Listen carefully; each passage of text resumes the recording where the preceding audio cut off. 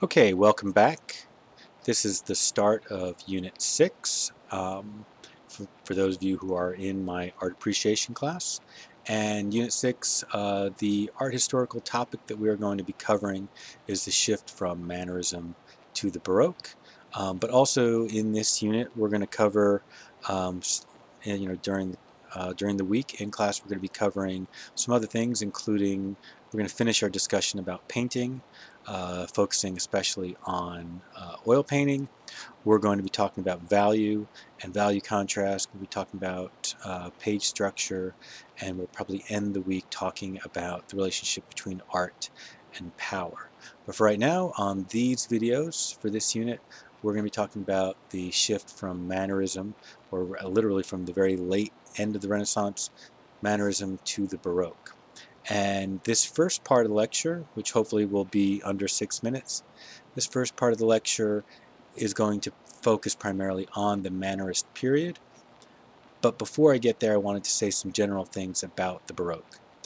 The main thing I wanted to say about the Baroque was that the Baroque is a victim of its own success. If you go to any major museum in North America, or just about any major museum around the world that's a comprehensive museum, you're going to see a lot of Baroque art. There was so much Baroque art made, and it's everywhere. And a lot of it is very good, but some of it is not that great. But because we've seen a lot of it, and because the Baroque has a reputation for being kind of hyperblown, overly exaggerated, and overly emotional, it is the kind of thing that people can, after seeing, a couple of museums worth of paintings, can learn to dismiss easily. But it is actually probably one of the most successful international art styles in the history of Western Europe. It is as successful, I would say, as the High Gothic, meaning that it's spread to every part of Europe, and it kind of consistently um, manifested itself in similar ways aesthetically all over Europe, so that in architecture and in sculpture and painting, the Baroque style became the dominant style. And this is especially amazing when you think about that in some ways, religiously and in some ways politically, Europe was more divided than at any other point, in that Europe was split between the Reformation and the Counter-Reformation. But Baroque, the manner of the Baroque, of Baroque art and Baroque thinking, kind of unified Europe. So that was one of the main things I want to say about Baroque before we start talking about how we got there and about the Mannerists. So some people refer to the Mannerist period as just the late Renaissance, and I think either term is true to a certain degree. It is definitely true that the Mannerist period has lots of continuation of the Renaissance. A lot of famous Renaissance artists continue to work through the period that we call the Mannerist period. But at the same time, there's a lot of other things going on that feel very unlike the Renaissance. So I want to begin there. We generally say that the Mannerist period begins in 1530 and runs till about 1600, when truly the Baroque kind of begins. But the at the same, at the beginning of this period, in the kind of 1520s, 1530s, we see the early Maniera. This is kind of a group of young painters who don't have a lot in common with each other. They're quite different from each other in many ways, but they have a few things in common: a tendency towards elongated, exaggerated figures, a tendency towards sort of a kind of an expressionistic and languorous feel to their paintings. But they are quite different. I mean, if you look at the Fiorentino, his painting in some ways looks like a throwback to Piero della Francesco, and in the deposition from Pontormo, we definitely see a much heavier influence from Michelangelo, especially in terms of the figure drawing. And in the Parmigiano, it's just strange in of itself. It seems to be, a one of a kind.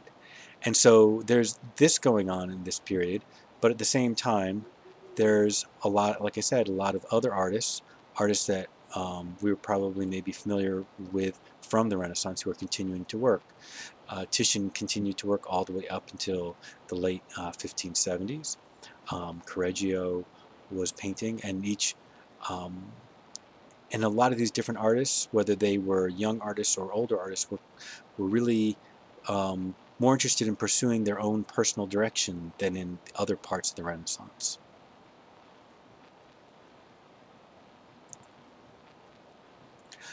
One particular artist that I think is interesting, who is definitely not a Maniera, but who is part of the mood of this time, and whose artwork in some ways is a precursor to what we're going to see in the Baroque, would be Veronese.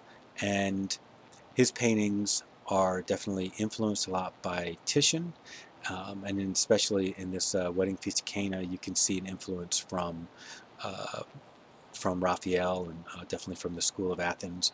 But at the same time, there's a different mood to this. It's a much more light and active mood, maybe slightly frivolous, you might say, compared to the seriousness, serious style of the Renaissance.